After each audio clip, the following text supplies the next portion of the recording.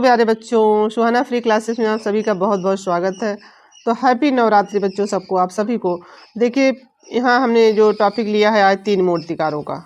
ठीक है बच्चों, आज सुबह की क्लास में यूथ नहीं हो पाया क्योंकि थोड़ा सा समय जो है इसमें ज़्यादा लेता है यूथ में। तो यहाँ हम थोड़ा सा छोटा टॉपिक इन लोगों का रहेगा, लेकिन बहुत परीक्षा के लिए आपको मोस्ट इंपॉर्टेंट होगा। 10 से 15 मिनट की क्लासें हमारी रहेंगी। देखिए पीलूवाल पोचुम वाला जो है, इनका जन्म कब हुआ है? 1923 से, और मृत्यु 1986। ठीक है बच्चों, देखिए पीलू पोचम वाला का जन्म कहाँ हुआ? 1923 मुंबई महाराष्ट्र में। पीलू पोचम वाला जो है किस लिए प्रसिद्ध है? तो मूर्तिकार के लिए। पीलू पोचम वाला ने प्रारंभिक शिक्षा किसके सानिध्य में रहकर प्राप्त की? श्री एन.जी. पशारे। तो देखिए बच्चों यहाँ पीलू पोचम वाला जो है, पीलू पोचम वाला जो है, यहाँ पे इनका देखिए पोचुम काला जो है, तो देखिए यहाँ पे पशारे भी है, पोचुम काला भी है, तो वाला भी है। तो देखिए यहाँ पे इनके नाम भी मिल रहे हैं। और इनकी देखिए पीलू पोचुम वाला जो है किस विषय के लिए स्नातक की उपाधि धारण की? तो इनका विषय क्या था? वाणिज्य। देखिए पीलू पोचुम वाला जो है प्रारंभिक मूर्ति शिल्प किस माध्यम में निर्मित किए थे? तो लकड़ी इनका मुख्य माध्यम था बच्चों। देखिए यहाँ देखिए पीलू पोचुम काला जो है मूर्ति शिल्प में प्रमुख रूप से किस सामग्री का माध्यम प्रयोग करते थे? लकड़ी, धातु और शीशा का। प्रमुख मूर्ति शिल्प इनके देख लीजिए। देखिए टाइम, सर्किल, मास्ट डेट, वे साइड स्टेशन, सिंगिंग वुमेन, मास्ट डेट, और जो है a time, kerosene, stainless steel aluminium में 1970 में। देखिए यहाँ पे देखिए यहाँ 1970 इनका है। तो फिर यहाँ आ जाइए असेशन क्या है? सीमेंट। असेशन और सीमेंट में इनका धातु फाइबर ग्लास 1981 में। फिर देखिए इरोजन भूमि क्षरण स्टील राष्ट्रीय आधुनिक कला नई दिल्ली में। मानसून एल्युमिनियम में 1983 में। तो राष्ट्रीय जो है एल्युमिनियम जो है 83 में, राष्ट्रीय आधुनिक कला दीर्घा नई दिल्ली में बच्चों। तो ये सारे जो है भूमि क्षरण जो है यहाँ पे सिंगिंग वुमेन, टाइम, सर्किल, मास्ट डेट, ए साइड स्टेशन, तो ये सारे जो हैं इनके महत्वपूर्ण जो हैं आपके चित्र हैं। और इनका माध्यम याद रख लीजिए, और जो इन्होंने कहाँ किसके सानिध्य में शिक्षा ग्रहण की, यही सब चीज़ें तो परीक्षा में पूछी जाएंगी। देखिए ये आपके लिए जो नोट्स का काम करेगा बच्चों, जैसे नोट्स इसलिए काम करेगा। देखिए इनकी जन्म पूछा जाता है चित्रकारों या मूर्तिकारों का। अब यहाँ जन्म कहाँ किस स्थान पे हुआ? पश्चिम बंगाल, दिल्ली, मुंबई या कहीं भी हुआ हो तो वो जन्म पूछ लेगा। सन बहुत रियली पूछता है, तो देखिए यहाँ इतना नहीं पूछेगा, लेकिन जन्म स्थान जरूर पूछेगा। लेकिन आप यही सन नहीं जानते रहेंगे कि इनका 1919 में हुआ कि 1920 में हुआ है, तब आप यही इनका जन्म ही नहीं जानते रहेंगे बच्चों। तब क्या वहाँ उनकी कृतियाँ कब उन्होंने बनाई, वहाँ तक आप पहुँच पाएंगे? नहीं पहुंच पाएंगे। जब उनका जन्म मृत्यु का डेट जानते रहेंगे, जरूरी हो या ना हो, तभी जो है आप उनकी कृतियां तक, अगर मान लीजिए वो आपको याद भी नहीं रहा, तब भी अगर आपको ये जन्म याद रहेगा, तब आपको पता चलेगा कि जो है ये 23 साल के हुए होंगे, 24 साल, तभी तो कार्य किए होंगे। अब ये बचपन से कोई थोड़ी ना कार्य करने लगेगा। तो जब यहाँ जन्म का उनका डेट पता रहेगा, तब वो कहाँ कब पद्मश्री पाए हैं, तब वहाँ तक आप आसानी से अनुमान से भी थोड़ा वहाँ पहुँच जाएंगे। नहीं तो आपके प्रश्न गलत हो जाएंगे। इस चीज़ों के लिए जानना जरूरी है कि आपके जन्म इनका किस सन में हुआ और कहाँ हुआ। ठीक है बच्चों, ये चीज़ें जो मैं कह रही हूँ उसको आप लोग ध्यान रखिएगा। आप ज़्यादा से ज़्यादा कोशिश करिएगा कि आप दिमाग में जरूर सेट रखिएगा इस चित्रकार का जन्म कब हुआ है, तब वो जो है वहाँ तक आप आसानी से पहुँच जाएंगे। जैसे हमने बताया था कि आप जोड़ कर याद करिए। तो ठीक है, ज़्यादा बातें नहीं, फिर आगे हम अपने प्रश्न की तरफ पढ़ते हैं। नहीं तो क्लास जितना छोटा करना चाहते थे टाइम कम मैनेजमेंट की वजह से। देखिए थोड़ा सा आज देखिए मीरा मुखर्जी, तो 1923, 1998, तो जितने भी चित्रकार हैं देखिए इनका फिर आ गए 23, देख रहे हैं ना। तो इनका 22, 23, इधर जितने भी मूर्तिकारों का हमने पढ़ाया है, सबका देखिए 22, 23 के लमसम है सबका जन्म। देखिए इसी के आसपास इधर जितने हमने भी मूर्तिकारों को पढ़ाए हैं, तो सारे इनके जन्म आपको मिलते हैं 22, 23 के। देखिए आसपास में सारे मूर्तिकार यहाँ पर आपको दिखाई देंगे। तो देखिए किस भारतीय शिल्पकार में मध्य प्रदेश में ढोगरा कास्टिंग की मूर्ति शिल्प निर्मित किया था? तो आपके मीरा मुखर्जी बच्चों। देखिए फिर आ गए भारत सरकार ने किस वर्ष मीरा मुखर्जी को पद्मश्री से सम्मानित किया? पद्मश्री बहुत पूछा जाता है, तो 1992। देखिए मीरा मुखर्जी ने प्रारंभिक कला शिक्षा कहाँ से प्राप्त की? तो देखिए इनकी प्रारंभिक शिक्षा कहाँ हो गई बच्चों? अब Indian society of oriental art Mumbai.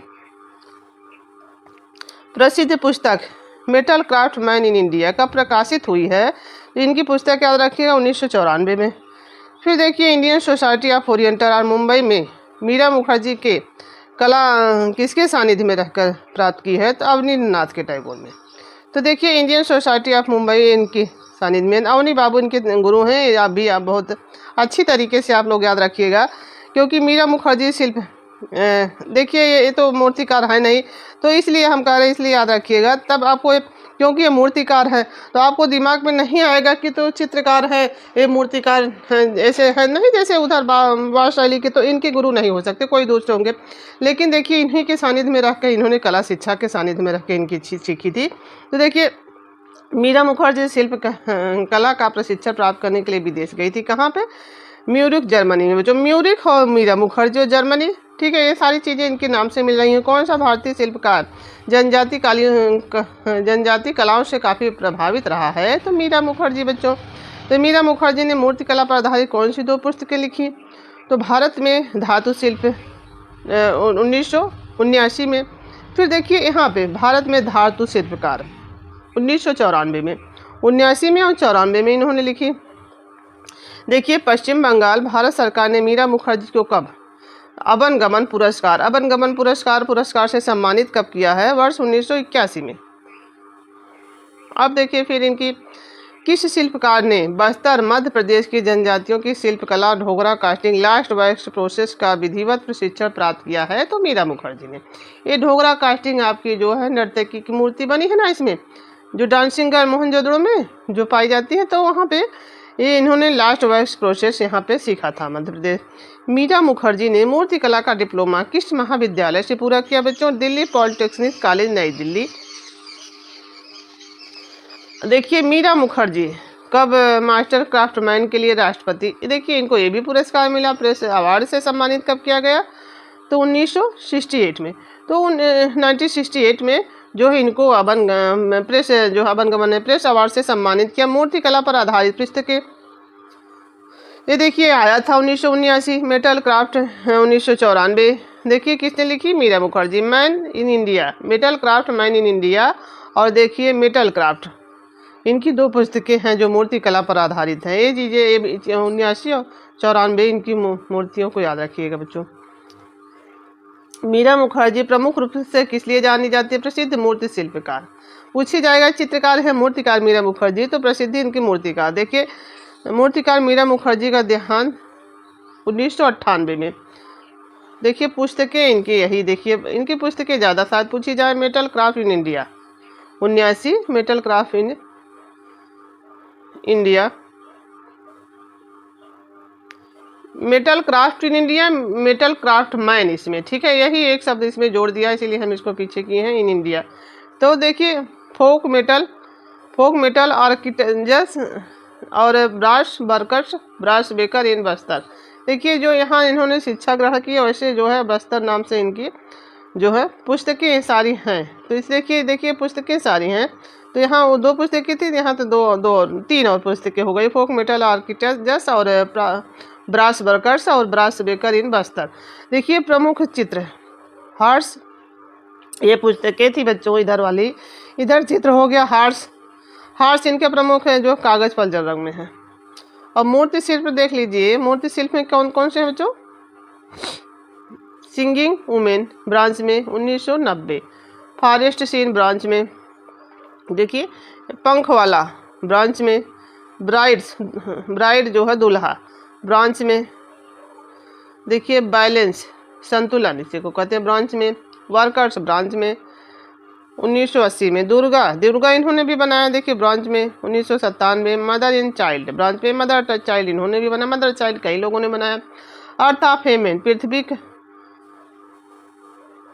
पृथ्वी का स्वर्ग, ये भी ब्रांच में। अशोक, ये काफ़ी पूछा जाने वाला मीरा मुखर्जी का। देखिए अशोक आवाज से शिल्प किसमें बनाया है? ये जो है ब्रांच में। वे साइड स्टेशन ब्रांच में, singing of daily work branch में। कहाँ संग्रहित है? राष्ट्रीय आधुनिक कला दीर्घा नई दिल्ली में। तो ये मीरा मुखर्जी के सारे चित्र, सारी पुस्तकें, सारे जो है मूर्ति शिल्प आप लोग जरूर याद रखिएगा बच्चों, क्योंकि देखिए वहाँ इनकी पुस्तकें ही कई हैं, 4-5 5 पुस्तकें ही हैं, तो सारी चीज़ें पुस्तकें देखिए ऐसी हैं कि सारे मेटल मैन और मेटल क्राफ्ट मैन ऐसी चीज़ों से मिले हुए हैं, बास ऐसी चीज़ों से हैं दोनों। और देखिए फोक मेटल, उसमें मेटल ज़रूर लगा हुआ है। तो देखिए थोड़ी चीज़ें आप लोग, बस्तर भी हुआ, देखिए जब वो बस्तर से गई हैं तो उसी नाम से उन्होंने जो है पुस्तक भी लिखी हैं। फिर देखिए तीसरे कलाकार मूर्तिकार आपके आ गए, कौन? चंडीगढ़ से जो संबंधित है, नेकचंद सैनी। तो देखिए नेकचंद सैनी का जन्म कब और कहाँ हुआ बच्चों?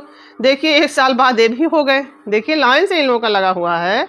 बेरियन कला गांव, तहसील सकरगढ़, विभाजन पूर्व, ब्रिटिश भारत, वर्तमान पाकिस्तान।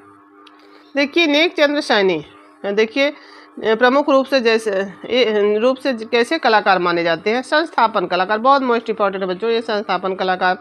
एक ऐसा कलाकार जो बाहरी कला, आउटसाइड आर्ट, क्या आउटसाइड आर्ट के लिए जाना जाता है, वो नेकचंद सैनी है। नेकचंद सैनी को किस वर्ष भारत सरकार ने पद्मश्री सम्मान से सम्मानित किया? तो देखिए 1984, इनका मोस्ट इंपॉर्टेंट है ये चीज़, 1984 इनका पूछा जा सकता है आपकी परीक्षा में। देखिए चंडीगढ़ रॉक गार्डन के शिल्पकार, ये तो हमेशा पूछा जाने वाला कौन है? तो नेकचंद सैनी है। देखिए एक ऐसे संस्थापन कलाकार जो स्वयं शिक्षित है, क्या ये पूछा जा सकता है स्वयं शिक्षित कौन बच्चों? तो नेकचंद सैनी है। इन्होंने जो किसी से शिक्षा नहीं करके, जो स्वयं से शिक्षित होते हैं उनको स्वयं से, जो अपने द्वारा सीखते हैं कोई चीज़। देखिए आधुनिक चंडीगढ़ शहर का डिजाइन किसने? अब ये डिजाइन का आ जाएगा बच्चों, यही देखिए अगर देखिए शिल्पकार आ गया ना, शिल्पकार आ जाएगा तब नेकचंद सैनी हो जाएंगे। लेकिन जब डिजाइन पूछ दिया जाएगा तब फ्रांसीसी वास्तुकार ली कार्बूसियर हो जाएंगे आपके। तो ये डिजाइन जरूर याद रखिएगा और शिल्पकार, दो चीज़ें अलग कर दीजिएगा, तब नहीं तो आपके प्रश्न गलत होंगे। दोनों चीज़ें होंगी वहाँ तो आपके प्रश्न गलत हो सकते हैं। चंडीगढ़ रॉक गार्डन का माध्यम निर्मित किसमें बना हुआ है? तो मिट्टी, चूड़ी, कंक्रीट, सीमेंट, रेत, पत्थर, ग्लास। ये आपके लिए मोस्ट इंपॉर्टेंट होगा। देखिए ये चीज़ें आप, इनका माध्यम था। भारत विभाजन के बाद कलाकार नेकचंद सैनी का परिवार कहाँ बस गया बच्चों? ये जो है आपके सतीश गुजराल भी तो यहाँ भारत विभाजन के समय यहाँ पे आए हुए थे। जो सतीश गुजराल है ना, तो वो भी आए हुए थे। तो इनका भी परिवार भारत विभाजन के बाद कहाँ आके बस गया? चंडीगढ़। नेकचंद सैनी की पत्नी क्या है? कमला सैनी। देखिए नेकचंद सैनी की आत्मकथा का नाम क्या है? Rock garden a vision of creativity, memories of Nek Chand. इनके नाम से ही देखिए इनका जो है आत्मकथा है। तो आप इसको याद करने की जरूरत, लास्ट में इनका नाम लगा ही है आपके, तो आप समझ जाएंगे कि इन्हीं की आत्मकथा इन्हीं के नाम से है। चंडीगढ़ स्थित रॉक गार्डन का विषय क्या रहा है? पशु रहे हैं, पक्षी, झूले, पौधे, जानवर, झरना। जब एक गार्डन है बच्चों तो यही तो विषय रहेंगे। एक गार्डन में क्या रहेगा? पशु पक्षी रहेंगे, झूले रहेंगे, पौधे रहेंगे, जानवर और झरने। गार्डन में वही आपको नजर आएगा ना। देखिए भारत के प्रसिद्ध इंस्टॉलेशन कलाकार के रूप में कौन जाना जाता है? नेकचंद सैनी जाने जाते हैं। रॉक गार्डन चंडीगढ़ का डिजाइन किस कला, यहाँ देखिए फिर डिजाइन दे दिया है ना, तो नेकचंद सैनी। अब देखिए आप वहाँ जब पीछे जाएंगे कुछ चीज़ें आप यहाँ पे वैसी भी मिलेगी आपको। तो देखिए डिजाइन में कौन हो जाएंगे? ली कार्बूसियर। तो देखिए एशियर हो जाएंगे। तो देखिए यहाँ फिर आ गया, तो इसीलिए हम पीछे करते रहेंगे, आपको चीज़ें दिखा। देखिए यहाँ फिर दे दिया है। अब देखिए नेकचंद गार्डन चंडीगढ़ का डिजाइन किस कलाकार ने किया है? तो नेकचंद सैनी। तो कुछ भी जैसे अगर परीक्षा में वो न रहे तो इन्हीं को सही करा दे, जैसे होता है ना। तो इस चीज़ें को आप लोग देख लीजिएगा, कहीं कहीं ऐसे भी हो सकता है। नेकचंद सैनी के बच्चों का क्या नाम था? अनुज सैनी और नीलम सैनी। देखिए नेकचंद सैनी की मृत्यु कब हुई है? तो 2015 में। कहाँ हुई है? चंडीगढ़ में इनकी मृत्यु हो गई है। पाकिस्तान में देख लीजिए इनका जन्म हुआ है। तब जब ये भारत विभाजन हुआ था, आगे आपने देखा है, तो वहाँ से अपने परिवार को लेकर यहाँ आ गए। तब कहाँ? यहीं पे रहने लगे। तो देखिए यहीं तक इनका था। आगे दूसरे कलाकार हैं, तो 3 कलाकारों को हम रोज़ पढ़ाएंगे। और देखिए मूर्तिकारों का सीरीज आपका ऐसे ही चलता रहेगा। आज आपके कितने हो गए? 9। ठीक है, 9 कलाकार, 9 चीज़ें मूर्तिकारों को हमने पढ़ा दिया है। तो ऐसे ही आप लोग अपनी तैयारी करते रहिए बच्चों। हम ऐसे ही छोटे टॉपिक थोड़े ही समय में 3-3 मूर्तिकारों को आपको तैयार करते रहेंगे। तो हमने आपसे बताया ना, क्या बस इतना ही तो पूछा जाएगा आपकी परीक्षा में? तो कुछ उससे ज़्यादा तो नहीं पूछा जाएगा, पद्मश्री पूछा जाएगा। तो ये आपके लिए शॉर्ट नोट्स का काम करेगा। आप इस वीडियो को ज़रूर देखिएगा। धन्यवाद आप सभी का। और आप लोग हमारे वीडियो को शेयर, सब्सक्राइब और लाइक भी कर दिया करिए। और बहुत बहुत धन्यवाद। Thank you.